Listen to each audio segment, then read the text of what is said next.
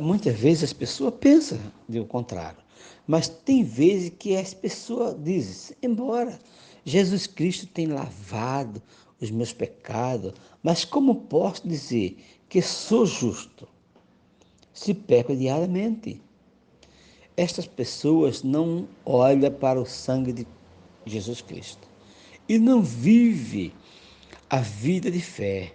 Embora as pessoas tenham dois olhos, mas assim como só pode olhar para uma direção, os olhos do nosso coração também não conseguem olhar além de uma só direção.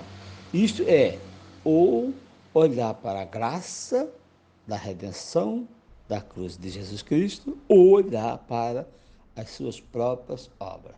Só tem como olhar para um dos dois, enquanto olhamos para a graça, não temos como olhar para as obras.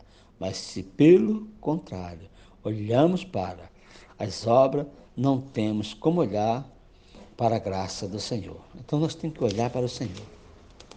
Esquecer, aleluia, de olhar para as coisas materiais, olhar para as obras, olhar para a graça do Senhor, que Ele veio, aleluia, aleluia, aleluia. Ele veio, né, para essa graça, para o amor, aleluia. Então nós temos que olhar para Ele, porque Ele é a solução aos problemas. Glória a Deus, glória a Deus. Por exemplo, se eu ainda tiver um peso por causa das minhas dívidas, se eu tiver um peso por causa das minhas dívidas, tiver dúvida, eu não posso ter dúvida, eu não posso ter dúvida da minha salvação. Eu não posso ter dúvida que o Senhor entregou-se por mim e perdoou meus pecados de uma vez. Não posso ter dúvida. Então, se nós tivermos dúvida de dívida pelas dívidas, mesmo que alguém tenha falado que pagou por mim, significa que eu não acreditei. Mas se eu acreditar que as minhas dívidas já foram pagas, então não precisarei mais ficar pressionado por causa das dívidas, da mesma forma que quando tiver fé que todos os pecados foram lavados na cruz pelo sangue de Jesus Cristo, então será libertado perfeitamente dos pecados. Mas se não crê, mesmo sabendo que Jesus foi crucificado para lavar, aleluia, os pecados, então continuará sendo escravo do pecado.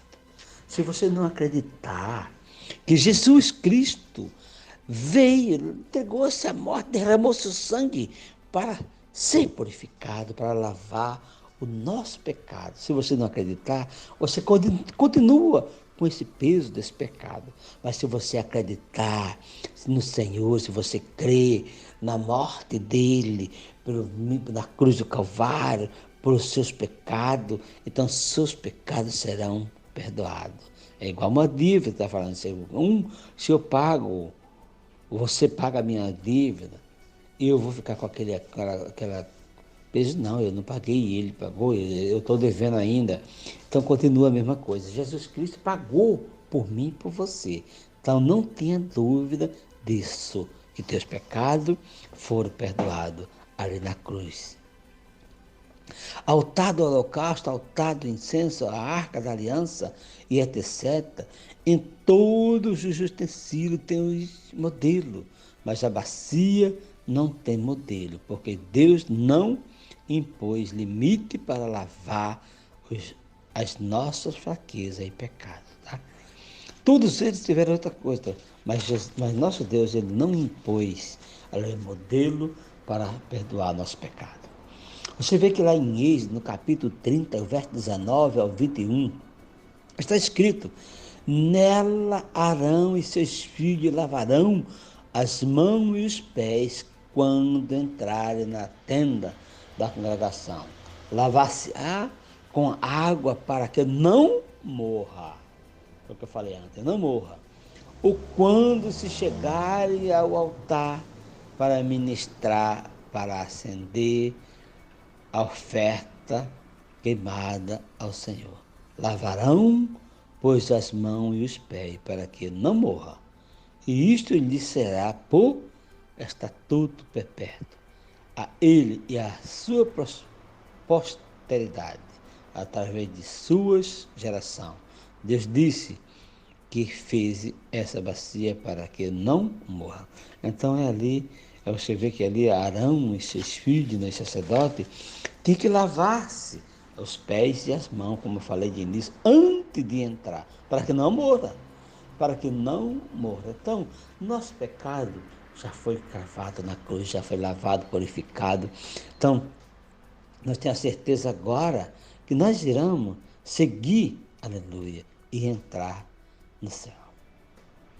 Somos justos, mas vendo na Bíblia, podemos ver que não é assim. Em Provérbios, no capítulo 17, verso 15, está escrito o que justifica o perverso e o que condena o justo. Abomináveis são para o Senhor, tanto um como o outro. Tá? Porque o que condena, aleluia, a nós? Quem condena o justo? Ninguém pode condenar. Ou quem, aleluia, justifica o perverso? Então, quem vai justificar o perverso vai ser perverso igual a ele. E quem vai condenar o justo? É uma parábola que nós vamos ver aí, entender que não pode nós julgar um ao outro. Né? Em Êxodo, no capítulo 38, verso 8, está escrito: faze também a bacia de bronze com os seus suportes de bronze dos espelhos das mulheres que se reunia para ministrar à porta da tenda da congregação. Então, você vê que essa bacia foi feita de bronze, mas de onde pegara esses materiais? Naquele tempo, quando o povo de Israel servia a Deus, pegava os espelhos das mulheres que ministravam à porta da congregação e fazia a bacia e o suporte. Né? O negócio era tudo um negócio bem feito, foi tudo feito de material de primeira qualidade, era bronze, era prata, era metal, era ouro. Ouro foi feito ali, as coisas melhores para ali, como eu já falei, se representa a vida de Cristo, se representa Cristo, então foi a coisa mais importante. O importante é que assim como as mulheres que ministravam na porta da tenda da congregação, não pudera mais olhar para as aparências, por não ter mais espelho. Agora temos que fechar os olhos de enxergarmos as nossas próprias pessoas e abrir os olhos para enxergarmos a Jesus Cristo que nos aperfeiçoou.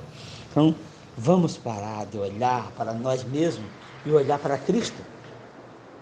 Vamos olhar para Cristo, aleluia. Então, vamos ver nessa bacia, né, a qual já foi lavado, remido, purificado ali. Então, deixou o seu pecado para trás agora, já foi lavado e purificado. Sigas a Cristo com uma nova vida. Que Deus te abençoe. Na próxima, se nós vamos em outra, né, na sexta etapa, para nós conhecer mais, prosseguir a conhecer, vem falando sobre o candelabro. Sobre o candelabro. Então, na próxima lição nós estamos falando sobre o candelabro, aquilo, né, que vem falar